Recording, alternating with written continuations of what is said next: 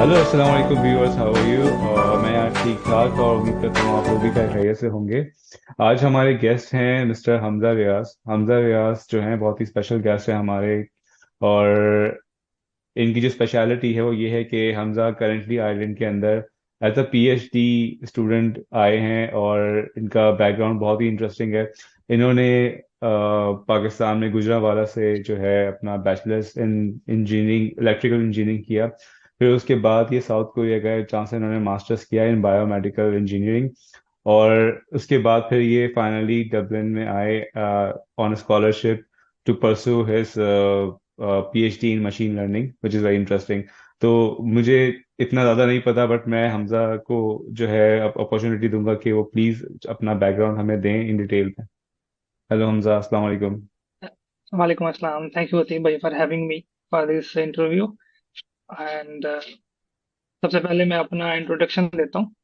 So it will be a brief introduction. So मेरा नाम तो आपने बता दिया. तो मैंने बैचलर्स पाकिस्तान से किया है, कामसेट यूनिवर्सिटी से इलेक्ट्रिकल इंजीनियरिंग में.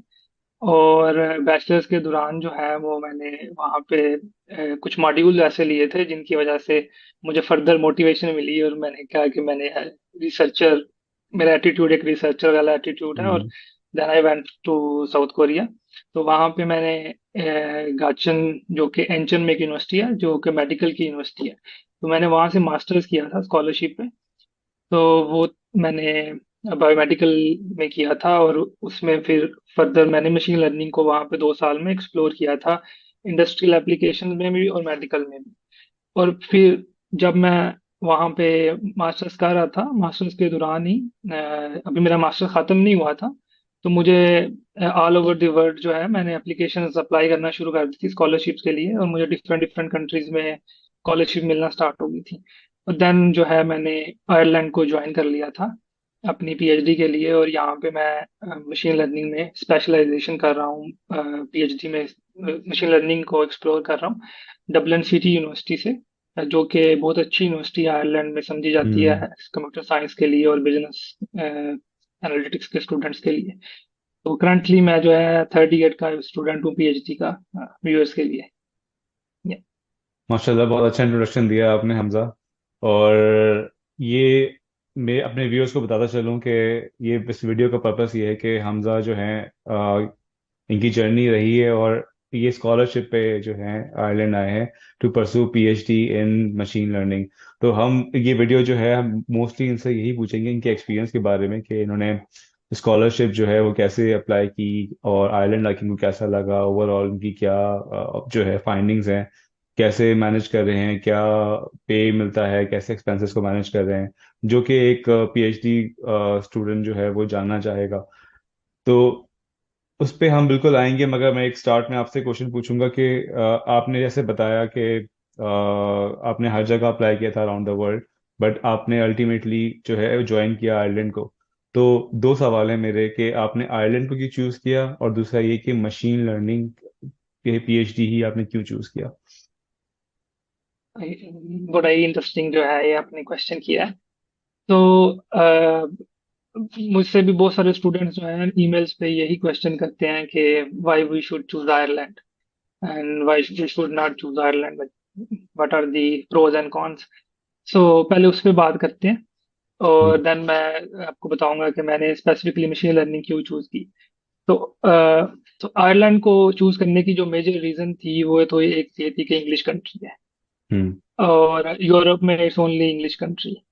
One thing is that. Hmm. And another thing is, जो आयरलैंड में पीएचडी प्रोग्राम्स है ना वो बहुत ही वेल ऑर्गेनाइज है compare to other world. For example अगर मैं ऑस्ट्रेलिया की बात करूं, तो वहां पे कोई एक एक एक डिफाइंड पीएचडी नहीं होती. वो आप एक लैब में जाते हो, एक सुपरवाइजर होता है आपका, 3-4 इयर्स जितना भी टाइम है आपने उसी के साथ बैठ के पीएचडी कर लेनी है, और कुछ क्रेडिट्स होते हैं जो आपने वो लेने हैं, एंड दैट्स इट, आपकी पीएचडी हो जाती है. आयरलैंड में ऐसा नहीं है. आयरलैंड में एसएफआई, जो साइंस फाउंडेशन आयरलैंड है, उन्होंने एक वेल स्ट्रक्चर पीएचडी जो है डिफरेंट डिफरेंट ऑर्गेनाइजेशन जो है सीआरटी के अंदर आती हैं, उनको एक एक एक पीएचडी स्ट्रक्चर करके दी हुई है, जिसमें समर स्कूल होते हैं, जिसमें बूट कैंप होता है, जिसमें जो है समर स्कूल एवरी ईयर होता है. बूट कैंप होता है जिसमें सेमिनार्स होते हैं बहुत सारे, जिसमें जो है ट्रेनिंग्स होती हैं, और उसके साथ साथ कुछ मॉड्यूल्स हैं जो आपने कंपलसरी लेने होते हैं। तो इस लाइक इससे फिर ये होता है कि स्टूडेंट्स, हम एक कोहरेंट में आते हैं, एक बैच में आते हैं स्टूडेंट्स, और वो जो बैच सिस्टम है, 120 पीएचडी जो है वो इंटरेक्ट एक दूसरे के साथ करते हैं, हम्म। कोलैबोरेशन होती हैं। तो ये सारी चीजों को देखते हुए ना मैंने फिर आयरलैंड को चूज किया था। एक, one is English country and second is के वेल डिफाइंड पीएचडी। ऑर्गेनाइज। ठीक है। तो अब आपने ये डिसाइड किया, अब जब आयरलैंड अब आ गए हैं, और क्या ये जो है आपका एक्सपेक्टेशंस पे उतरा है पूरा, जो आपने इस बार सोचा था कि ये ऑर्गेनाइज होगा, जो आपकी रिसर्च थी, कि वाकई में वैसे ही निकला? हाँ, ऑर्गेनाइजेशन जो जो प्रोग्राम जिस तरह स्ट्रक्चर थे वो तो वैसे ही था। थोड़ी सी चीजें डिफरेंट थी कोविड की वजह से, जी बिकॉज जी। मैंने कोविड से पहले एक्सेप्ट कर ली थी ऑफर। तो कोविड के बाद जो चीजें थी वो थोड़ी डिफरेंट थी। फेस टू फेस इंटरेक्शन नहीं हो सका 2 साल। हम्म। सब इवेंट्स ऑनलाइन होते थे, लेकिन होते थे। Is good. लेकिन अभी सब कुछ खुल गया है, तो अभी तो इवेंट्स सारे फेस टू फेस हो रहे हैं और वैसे ही हैं। तो इस लिहाज से पीएचडी की जो एक्सपेक्टेशंस थी वो तो बिल्कुल सही है, जो जो जी जी। एक्सपेक्टेशन थी वो वैसी थी, वो वैसा ही मिला हमें।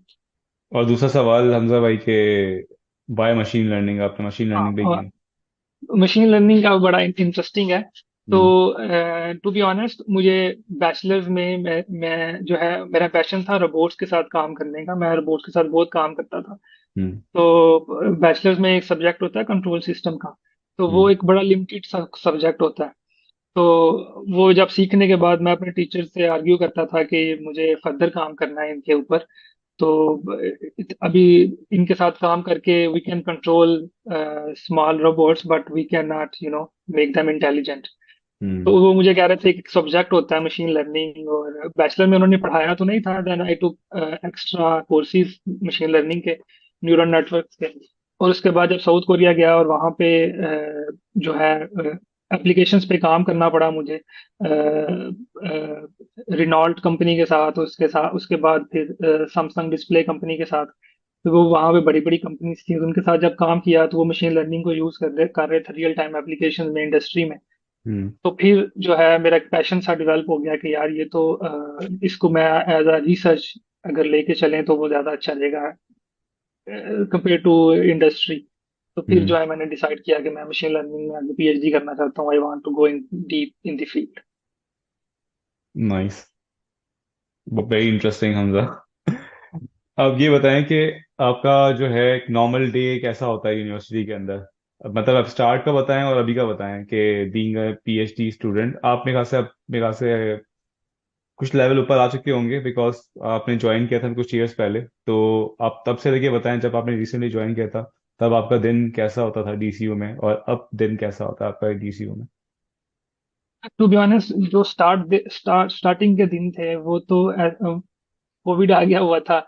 और आई रिमेम्बर कि मास्क पहन के मैं फर्स्ट टाइम यूनिवर्सिटी गया था अपनी सिर्फ चीजें वगैरह कलेक्ट करने। हम्म। ठीक है, और उसके बाद वर्क फ्रॉम होम होता था। उसमें जो है मेरी वीकली मीटिंग होती है सुपरवाइजर के साथ। सुपरवाइजर एक जो है टास्क वगैरह प्रोवाइड कर देते हैं कि हमें ये अचीव करना है एक वीक के अंदर। तो उस मीटिंग के लिए जो है पूरा वीक उसकी प्रिपरेशन होती है। तो 8 8 आवर्स आ डे जो है पीएचडी को देने होते हैं हमने लीगली। तो यूजुअली डे जो है वो 10 o'clock से स्टार्ट करके जो है ना वो 5 6 o'clock पे खत्म होता है हमारा पीएचडी का। तो जब ऑनलाइन था तो वर्क फ्रॉम होम होता था, और जो है वहां से ही प्रिपरेशन होती थी, पेपर्स वगैरह पढ़ने होते हैं, आर्टिकल्स वगैरह पढ़ने होते हैं। और काफी चैलेंजिंग टाइम था एज अ पीएचडी वो टाइम, क्योंकि आप किसी हम्म। से मिल नहीं रहे और आपको अपनी रिसर्च प्रॉब्लम नहीं पता होती, कुछ भी नहीं पता होता है, you are just a blind horse जो कि इधर उधर भाग रहा है। तो उसके बाद अभी का टाइम तो बहुत अच्छा है कि अभी हम एटलीस्ट 3 days अ वीक जो है हमें लैब जाना होता है, और लैब में कुलीग के साथ इंटरेक्शन होता है। और सुबह वही 10 10 o'clock दिन जो है यूजली स्टार्ट होता है हमारा। लाइक मेरा मैं करता हूँ, उसके बाद 2 3 घंटे के लिए मैं एक आर्टिकल रीड करता हूँ। ईमेल्स का हम्म। रिप्लाई करता हूँ। उसके बाद दोस्तों के साथ जो सारे पीएचडी रहे हैं उनके साथ लंच करता हूँ, जिसमें डिफरेंट डिस्कशन होती हैं, प्रॉब्लम्स, रिसेंट जो डेवलपमेंट्स हो रही हैं फील्ड में उनमें बात हो जाती है, सोशल इकोनॉमिकल इश्यूज, आयरलैंड के इश्यूज पे बात हो जाती है। इस गुड, वो 1 घंटा लंच का टाइम होता है। उसके बाद फिर जो है एक्सपेरिमेंट्स पे थोड़ा काम करके जो है ना वो दिन क्लोज कर लेते हैं। तो ये एक नॉर्मल लाइक 5 डेज ये यही रूटीन रहती है अच्छा। मोस्टली। इंटरेस्टिंग कि मैंने आपको हमजा भाई पहले भी बताया था कि मुझे भी बड़ा शौक था इन चीज़ों के बारे में थोड़ा सा जानने का, बट मैं अपनी फील्ड से बाहर निकल ही नहीं पाता कि मैं क्या रिसर्च करूं, उसके ऊपर क्या पढूं, तो छोड़ ही दिया है फिर। बहरहाल आपकी बात सुन के बड़ा इंटरेस्टिंग लग रहा है, बड़ा मज़ा आ रहा है। आई कैन इमेजिन कि आप लोग काफ़ी इंजॉय करते होगे, एंड फॉर यू क्योंकि आपको इस फील्ड से बहुत प्यार भी है, मैं देख चुका हूँ। तो खैर, अब ये बताएं कि कोई इंटरेस्टिंग प्रोजेक्ट जो है आपका अब तक का रहा हो मशीन लर्निंग से रिलेटेड, कुछ थोड़ा सा उसके बारे में बताएं कि क्या इम्पैक्ट जो है वो आप ला पा रहे हैं उसके ऊपर, और क्या उससे दूसरों को हेल्प होगी आपकी रिसर्च की वजह से, या वो प्रोडक्ट जब बन जाएगा।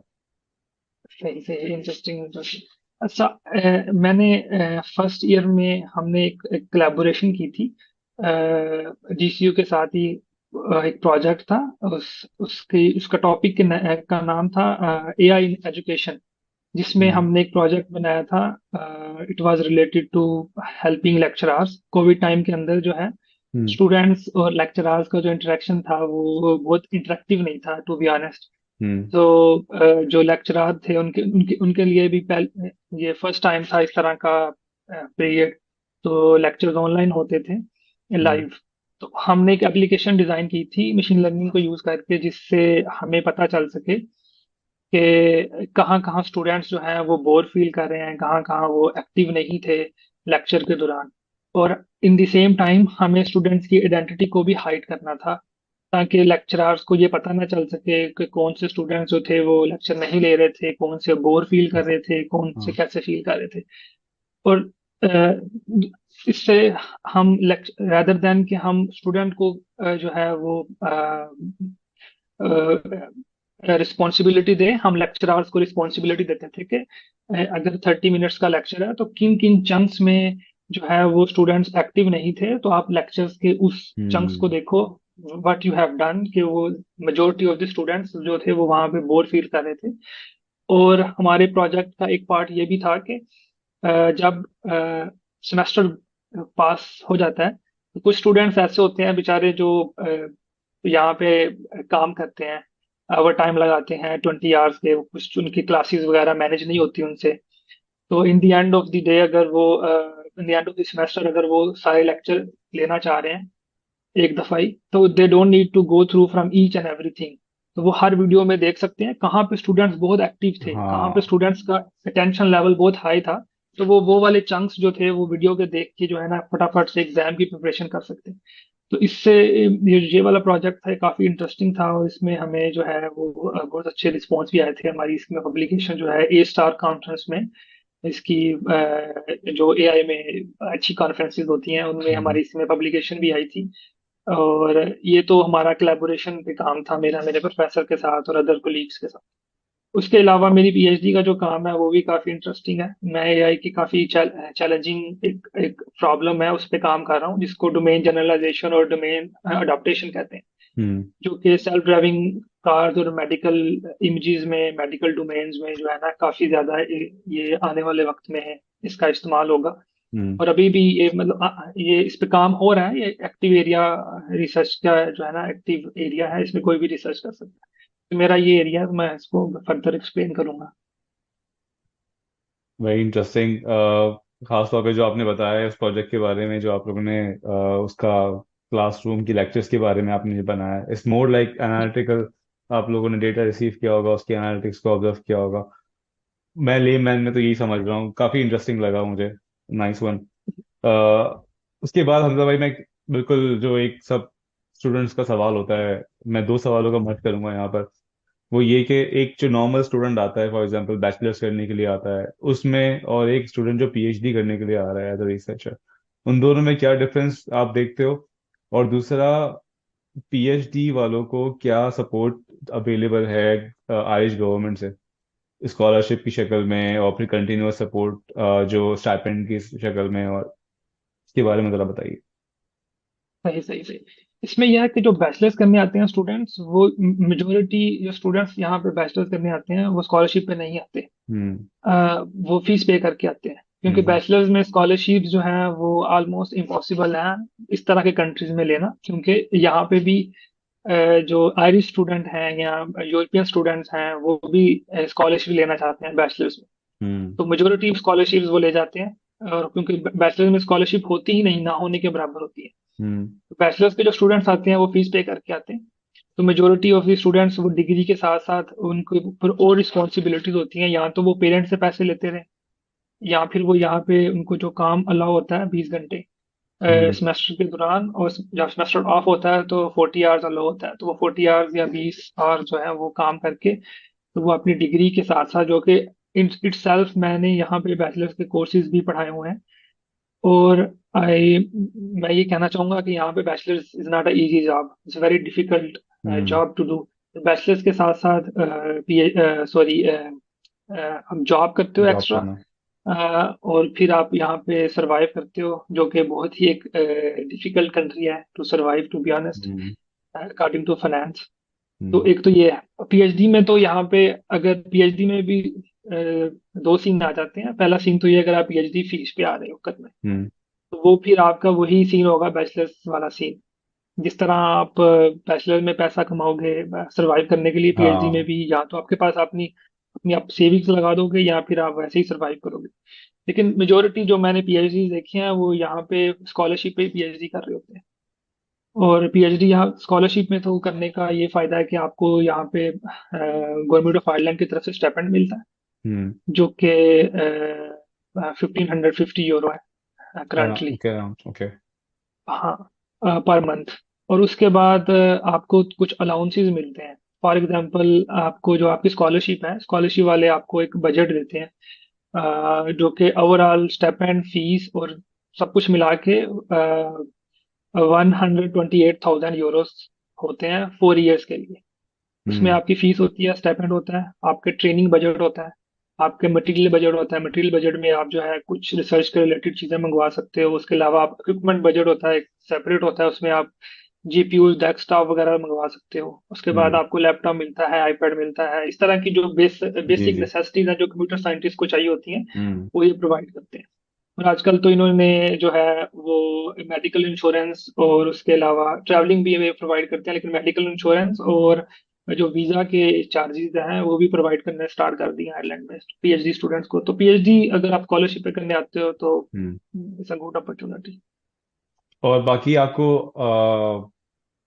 आइलैंड के अंदर जो कम्युनिटी है रिसर्चर्स की, उसके बारे में आपका जी। क्या ओपिनियन है कि क्या आपको लग रहा है कि आपकी डेवलपमेंट हो रही है जैसे आप एक्सपेक्ट करते हो? काफ़ी अच्छे इनपुट्स आ रहे हैं इनसे और कोऑपरेटिव हैं, कैसे हैं उसके बारे में थोड़ा बताइए। To be honest, it was the one of the main reason कि हमें मैंने आयरलैंड को चूज किया था। उसकी रीजन हम्म। यही थी कि आयरलैंड का जो वर्क इन्वायरमेंट है ये बहुत अच्छा है। इसमें लोग बहुत ओपन हैं, बहुत फ्रेंडली हैं, प्रोफेसर जो हैं वो बहुत फ्रेंडली हैं, हम्म। और आपके जो कुलीग्स हैं वो बहुत फ्रेंडली हैं, और कोलैबोरेशंस करना बहुत इजी है यहाँ पे।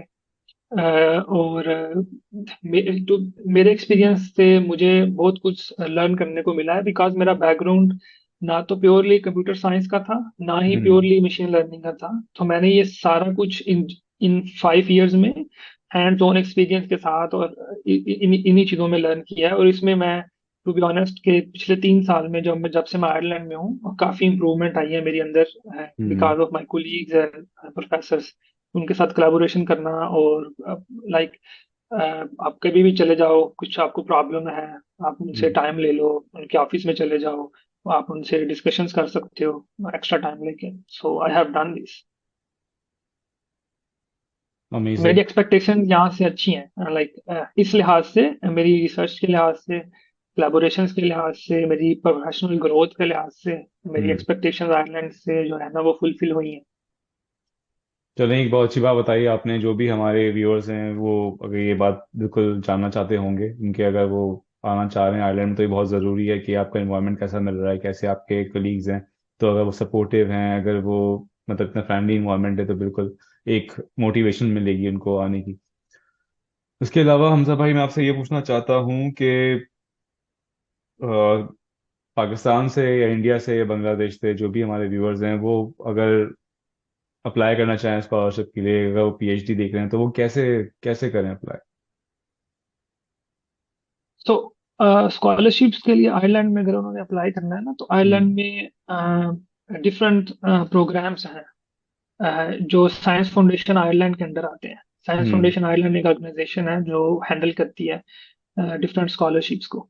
हम्म। और उसमें जो मेजर दो प्रोग्राम्स हैं जिनको कंप्यूटर साइंटिस्ट देख रहे होते हैं, एक है सीआरटी प्रोग्राम्स और एक है आईआरसी, आयरिश रिसर्च काउंसिल, और एक सीआरटी प्रोग्राम्स।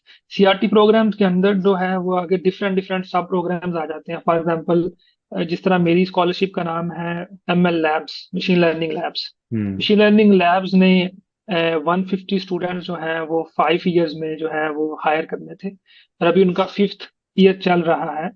तो उन्होंने ऑलरेडी 120 स्टूडेंट्स हायर कर लिए हुए हैं, उनको रिक्रूट कर लिया हुआ है। इसी तरह जो एक स्कॉलरशिप है सीआरटी एआई, उन्होंने भी 150 हायर करने हैं। इस तरह है एडवांस सीआरटी, इस तरह है डी रियल, इस तरह डाटा साइंस। ये जो डिफरेंट प्रोग्राम्स हैं, ये अब 150 जो है पीएचडी कैंडिडेट्स इन्होंने 5 ईयर्स के अंदर इन्होंने लेने हैं, और हम्म। मेजोरिटी ऑफ देम उनके 4 ईयर्स हो चुके हैं और 5 ईयर्स अभी उनका चल रहा है। आने वाले टाइम में ये हो रहा है कि ये स्कॉलरशिप ही एक्सटेंड हो रही हैं। हम्म। ये प्रीवियसली 4 ईयर्स के लिए गवर्नमेंट का प्रोग्राम था, देन ये सक्सेसफुल हुआ तो इन्होंने 5 ईयर का कर दिया। तो आने वाले साल में भी ये चलेंगी। दूसरा है आयरिश रिसर्च काउंसिल। उनकी जो है वो भी सिमिलर प्रोग्राम्स हैं, और उनकी एक अपना एक स्ट्रक्चर है, अपनी पीएचडी का स्ट्रक्चर है। वो स्कॉलरशिप्स आती हैं, वो काफी कम्पिटेटिव होती हैं। वो लेना बहुत मुश्किल होती हैं, वो थोड़ी होती हैं, ये ज्यादा होती हैं, ये लेना आसान होती है। इनके लिए प्रिपरेशन कैसे करनी है कि इनके लिए आपके पास आपकी सीवी बहुत अच्छी होनी चाहिए। एक सीवी शुड रिफ्लेक्ट दैट कि ये एक रिसर्चर की सीवी है, हम्म। एक जॉब सीकर की सीवी नहीं है। दूसरी बात, ये सीवी के बाद आपकी एक कवर ईमेल बहुत अच्छी होनी चाहिए। Cover email is like cover letter, hmm. लेकिन कवर ईमेल में आप कवर लेटर में आप इतने डायरेक्ट नहीं होते। कवर ईमेल में आप बहुत कंसाइज, बहुत ब्रीफली रह के आप अपने एक्सपीरियंसेस के बारे में बताते हो। आप अपने जो है वो आप अपनी जो है वो इंग्लिश के बारे में बताते हो, आप अपने कम्युनिकेशन स्किल्स के बारे में बताते हो। उसके बाद आप एसओपी होता है जिससे स्टेटमेंट ऑफ पर्पस कहते हैं, या मोटिवेशनल लेटर, वो हम्म। आप प्रिपेयर करते हो। अब डिफरेंट इस तरह रिसर्च प्रपोजल होता है। ये डॉक्यूमेंट्स हैं जो अप्लाई करेंगे या कर रहे होते हैं स्कॉलरशिप्स के लिए, उनको पता होता है ये डॉक्यूमेंट्स। हम्म। वो प्रिपेयर करने के बाद ये डिफरेंट स्कॉलरशिप्स की वेबसाइट्स पे जाके या इनके सुपरवाइजर्स को कांटेक्ट करना पड़ता है। तो वो आप जो है ना ये स्कॉलरशिप सिक्योर कर सकते हैं इन कंट्रीज से। Thank you so much for that Hamza. उसके अलावा मुझे आप ये बताइए, मतलब एक लास्ट क्वेश्चन ही है मेरा, कि आपने चले आयरलैंड के अंदर पीएचडी अपना कंप्लीट किया, रिसर्च वर्क आपका कंप्लीट हुआ, आगे का क्या है फिर? What's the future? आप क्या आयरलैंड में ही आपके पास अपॉर्चुनिटीज हैं कि आप इसी फील्ड में आगे जाओ, फॉर एग्जांपल किसी प्राइवेट कंपनी का पार्ट बन जाओ, या फिर एक किसी रिसर्च टीम का गवर्नमेंट का पार्ट बन जाओ? तो क्या ऑप्शंस हैं हमारे पास आगे? वेल, ये बड़ा ही इंटरेस्टिंग क्वेश्चन है। ये वो क्वेश्चन है जो हम लंच टाइम में पीएचडी आपस में डिस्कस कर रहे होते हैं कि ना व्हाट इज नेक्स्ट, कि यहाँ पे हम्म। क्या करना है। तो ये टोटली डिपेंड करता है कि आपका इंटरेस्ट क्या है। जब आप हम्म। 4 ईयर्स की पीएचडी करते हो तो आपको पता चल जाता है कि आपका एटीट्यूड इंडस्ट्रियल रिसर्च का है या आपका एटीट्यूड एकेडमिया में रहने का है। हम्म। तो अगर तो एकेडमिया में रहना है तो Ireland is a very safe place to be honest. Hmm. तो यहाँ पे पोस्ट डॉक्स बहुत जल्दी मिल जाती है। तो पीएचडी के बाद मेजोरिटी स्टूडेंट पोस्ट डॉक्स करते हैं, फिर उसके बाद लेक्चररशिप करना स्टार्ट कर देते हैं, तो एकेडमिया में वो एडजस्ट हो जाते हैं। ये कैरियर में अगर आपने इंडस्ट्री में जाना है तो आयरलैंड की इंडस्ट्री डिपेंड करता है आपका अगेन टॉपिक कौन सा है। अगर तो आप हैं डाटा साइंटिस्ट, अगर आप मशीन लर्निंग के हैं, तो यहाँ की इंडस्ट्री बहुत अच्छी है। लेकिन अगर आप थोड़े से नेटवर्किंग टाइप के हैं, या अगर आप इलेक्ट्रॉनिक्स के हैं, इलेक्ट्रिकल इंजीनियरिंग के हैं, पावर सर्किट्स जिसमें आप आ जाते हैं थोड़ा, हम्म। तो इवन दो आप उसमें सॉफ्टवेयर का काम करेंगे साथ हार्डवेयर का काम करेंगे, तो उस लिहाज से जो मेरे दोस्त हैं वो उनको थोड़ी यहाँ पे स्ट्रगल करनी पड़ रही है अपने रोल्स ढूंढने में डिफाइन, क्योंकि बहुत बड़ा कंट्री नहीं है। तो हम्म। सॉफ्टवेयर के लिहाज से यहाँ पे फेसबुक भी है, जिसको मेटा कर रहे हैं आजकल। हम्म। मेटा है, अमेजोन है, उसके बाद गूगल भी है, ईबे भी है। ये तो बड़ी बड़ी कंपनी है। हम्म। इसके बाद और भी कंपनीज हैं छोटी, काफी मिड स्टार्टअप्स। रेंज की। तो हाँ, एग्जैक्टली तो यहाँ पे जो है वो जॉब्स के लिहाज से भी फ्यूचर, मैं ये कहना चाहूंगा कि secure, future is secure for data scientist and even for developers also. Amazing. Thanks for that information Hamza. और उसके अलावा लास्ट में आप कुछ कहना चाहेंगे, कुछ मैसेज देना चाहेंगे व्यूवर्स को, जो एस्पायरेंट्स हैं, जो आना चाहते हैं यहाँ पर for PhD? So in the last मैं ये कहना चाहूंगा कि ये वो चीजें थी जो मैंने मेजोरिटी आयरलैंड में आके एक्सप्लोर की, एक्सपीरियंसेस की। इसके अलावा ये सारी पॉजिटिव चीजें थी। हम्म। और अगर आप डिफरेंट स्कॉलरशिप ग्रुप्स पे जाते हो तो आपको आयरलैंड के बारे में पता चलता है कि ये एक चैलेंजिंग कंट्री है। हम्म। अ, उसमें सबसे ज्यादा आप जो भी यहाँ आ रहे हैं उनको हाउसिंग क्राइसिस के लिए तैयार होके आना है, चाहे वो आयरलैंड के किसी भी पार्ट में जा रहे हैं, हम्म। किसी भी सिटी में जा रहे हैं। तो उनको तैयार होके आना है कि यहाँ पे हाउसिंग का थोड़ा क्राइसिस है, और वो ऐसे नहीं है, वो बहुत पुराना है। तो हम्म। इस बेटर के आप आने से पहले यहाँ पे किसी दोस्त के थ्रू, किसी आप अगर आप सेम कंट्री के लोग मिल जाएं तो आप उनसे जो है हेल्प ले लो इनिशियली, कि आपको कुछ ना कुछ मिल जाए यहाँ आने के लिए। ये जो है लोगों को ख्याल करना है, स्टूडेंट्स को, आने वाले को, कि यहाँ पे, क्योंकि बहुत से स्टूडेंट्स यहाँ आते ही एक दो माह में छोड़ के चले जाते हैं, हम्म। डिसार्ड होके कि यार the money we are getting and उसमें इज नॉट वर्थ इट, कि आपकी हाउसिंग मैनेज नहीं होती, आपको शेयरिंग पे रहना पड़ता है, और वो बहुत एक्सपेंसिव है। वो भी हम्म। बहुत एक्सपेंसिव है, ग्रोसरीज हैं यहाँ पे।